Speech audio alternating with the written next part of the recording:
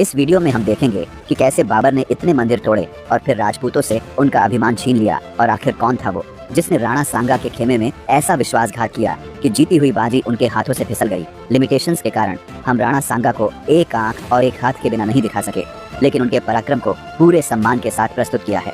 राणा सांगा जो बाबर के खिलाफ कैंपेन चला रहे थे, वो कुछ अनएक्सपेक्टेड अफगान सरदारों के सपोर्ट की वजह से काफी इम्पोर्टेंट बन गया।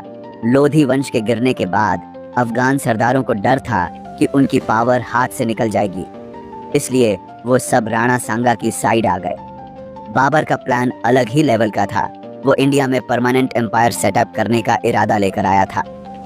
बस इसी बात ने अफगानों को एकजुट कर दिया और वो बाबर के खिलाफ खड़े हो गए। ईस्टर्न अफगानों ने बाबर को सपोर्ट किया, जबकि वेस्टर्न अफगान यूनियन ने राणा सांगा से रिक्वेस्ट की कि बाबर के तुर्कों को हिंदुस्तान से बाहर निकालने में हेल्प करे। बाबर पहले से ही राणा सांगा की शक्ति और बहादुरी से वाकिफ था, इसलिए उसने पश्चिमी अफगानों को अपनी तरफ मिलाने की कोशिश की। 11 फरवरी 1527 को बाबर आगरा से राणा सांगा के खिलाफ रवाना हुआ और फतेहपुर सीकरी पहुंचकर अपनी स्थिति मजबूत की। उधर राणा सांगा अपनी विशाल सेना के साथ चित्तौड़ से निकले। उनके साथ महमूद लोदी भी था, स्विंगाल, जो अपने भाई इब्राहिम लोदी का खोया हुआ साम्राज्य दोबारा पाना चाहता था। जब बाबर को यह पता चला कि राणा सांगा रणथंभौर पहुंच गए हैं, तो वह काफी चिंतित हो गया। बाबर ने शांतिपूर्ण समाधान की कोशिश करते हुए राणा सांगा के सामंत राजा सिलहद्दी तोमर से समझौता करना चाहा, मगर राणा सांगा ने इस प्रस्ताव को ठुकरा दिया। इस बीच राणा सांगा ने कंदर का किला भी जीत लिया, जबकि हसन खान बार बार बाबर से मदद की गुहार लगाता रहा। दूसरी ओर मेवात के हसन खान ने भी बाबर का प्रस्ताव मानने से इनकार कर दिया और अपने 10,000 घुड़सवारों के साथ राणा सांगा का साथ दिया। फिर राणा सांगा ने बयाना पर कब्जा कर लिया, जिससे वहां के गवर्नर मेहदी ख्वाजा अपनी बची खुची सेना के साथ बाबर के पास भागने को मजबूर हो गए। 21 फरवरी 1527 को राणा सांगा की सेना ने बाबर की अग्रिम टुकड़ी पर जोरदार हमला करके उसे बुरी तरह से तबाह कर दिया। इससे बाबर की फौज का मनोबल काफी गिर गया। बाबर ने जो अतिरिक्त सेनाएं भेजी थीं, उन्हें भी राजपूतों ने हरा दिया और बाबर की सेना पूरी तरह हतोत्साहित हो गई।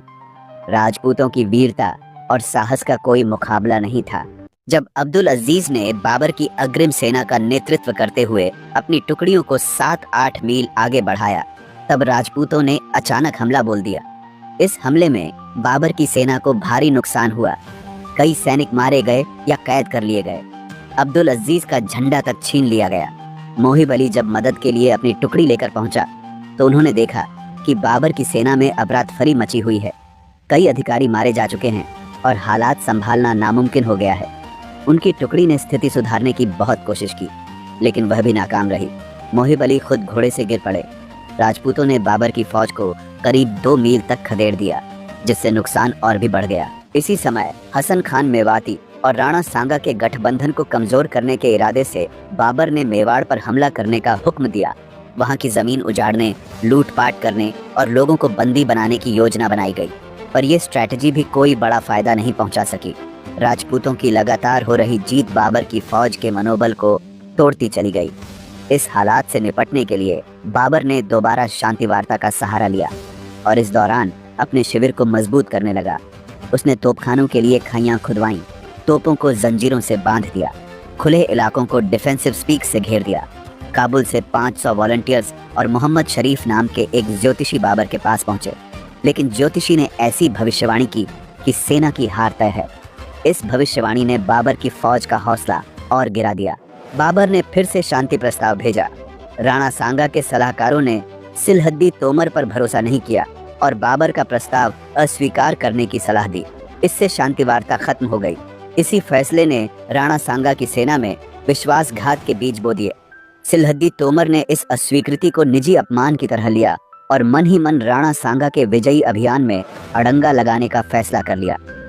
राणा सांगा ने बाबर के किलेबंद शिविर पर हमला करने में देरी कर दी, जिसके पीछे एक वजह शांति वार्ता भी थी।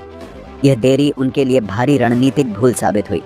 राणा सांगा को लगा कि समय बीतने के साथ बाबर और कमजोर हो जाएगा, लेकिन उन्होंने अपनी ही सेना में मौजूद विविध हितों, धार्मिक मान्यताओं और व्यक्तिगत महत्वाकांक्षाओं को नजरअंदाज कर दिया। उनकी फौज अलग अलग सरदारों का मिश्रण थी, जिनकी वफादारियां और प्राथमिकताएं अपने अपने तरीके से बदल सकती थीं। ऐसे गठबंधन में मजबूत एकता बनाए रखने के लिए तेजी से फैसले लेने और साहसिक कदम उठाने की जरूरत थी, न कि लंबे समय तक इंतजार और सतर्कता दिखाने की। लेकिन राणा सांगा की यही हिचकिचाहट बाबर के लिए फायदे का सौदा बन गई। उसने इस समय का इस्तेमाल अपने सैनिकों का मनोबल बढ़ाने, अपनी व्यवस्था को और संगठित करने और दुश्मन के सामने मजबूत मोर्चा तैयार करने में किया। दूसरी ओर देर होती चली गई और राणा सांगा की सेना के भीतर मतभेद बढ़ते गए, जिसका सीधा फायदा बाबर को मिला। 12 मार्च को बाबर ने एक नई स्ट्रैटेजी के तहत अपनी तोपों और सेना को आगे बढ़ाया।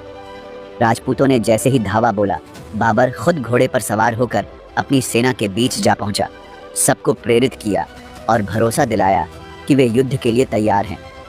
बाबर ने बीच में एक मजबूत रिजर्व फोर्स भी तैनात कर दी, ताकि जरूरत पड़ने पर दोनों ओर की मदद की जा सके। पूरे मोर्चे को इस ढंग से व्यवस्थित किया गया था कि बाबर के इशारे पर राजपूतों को चारों तरफ से घेरा जा सके। राणा सांगा की सेना भी बेहद शक्तिशाली थी, जिसमें अलग अलग राजपूत सरदार और अफगान योद्धा शामिल थे। यह विशाल और विविध सेना अपनी ताकत के लिए मशहूर थी। 12 मार्च की सुबह निर्णायक युद्ध शुरू हुआ। राजपूतों ने बाबर के दाहिने मोर्चे और केंद्र पर भीषण धावा बोला, जिससे उसके मोर्चों में हलचल मच गई। बाबर ने तुरंत अपनी आरक्षित सेना को आगे कर मोर्चा संभाला। दूसरी ओर तोपें राजपूतों पर भारी पड़ रही थीं, लेकिन राजपूतों ने निरंतर लड़ते हुए दबाव बनाए रखा। बाबर के बाएं मोर्चे पर भी हालात गंभीर हो गए और उसकी सेना पर काफी दबाव आ गया। इसी निर्णायक वक्त पर सिलहद्दी तोमर, जो राणा सांगा की सेना का अग्रिम मोर्चा संभाले हुए था, अपने 35,000 घुड़सवारों के साथ अचानक बाबर के पक्ष में चला गया। यह राजपूतों के लिए भारी आघात था। हालांकि इस विश्वासघात से भी संघर्ष का रुख तुरंत नहीं बदला, लेकिन तभी एक बेकाबू तीर राणा सांगा के माथे पर लगा। गंभीर रूप से घायल होने के कारण वह बेहोश हो गए।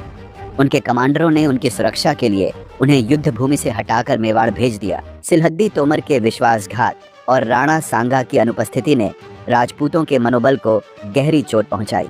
नेतृत्व विहीन सेना और बाबर के संगठित तोपखाने ने युद्ध का पासा पलट दिया। इस तरह राजपूतों की अपार वीरता के बावजूद बाबर ने निर्णायक बढ़त हासिल की और इतिहास की धारा मुगल साम्राज्य की स्थापना की ओर मुड़ गई। धीरे धीरे बाबर की सेना ने राजपूतों को पीछे हटने पर मजबूर कर दिया। जब राणा सांगा युद्ध से हटे तो राणा अज्झाजी को सर्वसम्मति से सेना का नेतृत्व सौंपा गया। उन्होंने राज चिन्ह ग्रहण कर जोश के साथ लड़ाई जारी रखी, परंतु राणा सांगा के हटने की खबर से राजपूत सेना का मनोबल टूट गया, गठबंधन में फूट पड़ी और कई हिस्से पीछे हटने लगे। खानवा की जंग में फतेह हासिल करने के बाद बाबर ने अपने आप को गाजी घोषित किया और कई हिंदू और बाकी धर्मों को नष्ट कर दिया। उसने यह सुनिश्चित किया कि हिंदुस्तान में सिर्फ इस्लाम फॉलो हो। राजपूतों की हार सिर्फ एक फौजी शिकस्त नहीं थी, बल्कि इस लड़ाई ने हिंदुस्तान का भविष्य हमेशा के लिए बदल कर रख दिया।